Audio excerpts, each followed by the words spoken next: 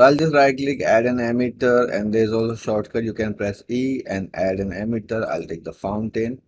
And the next force we will cover today is after the drag. This is gravity, very simple. So I covered the acceleration force. This is the same thing, just the name is different and it has a default value. And there's already gravity in my emitter because I took the fountain. So you can delete that. And now you can go here and take, you can also search here gravity.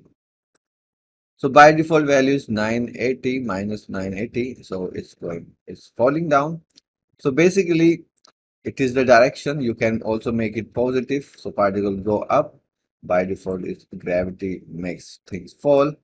So basically if I just delete it from here and put it again, particle going up and then going down. If I rotate my system, particle going this way, but it's still falling because of the gravity. But if I open this and make the coordinate space local, see what will happen. Particle going falling on that direction, not the z direction, because this is now local. So when you rotate your emitter, the axis also align with the rotation. Okay, so for the gravity it should always be world except the some special situation for you. So that's very simple. You can put in any direction. Now particle going falling on the x.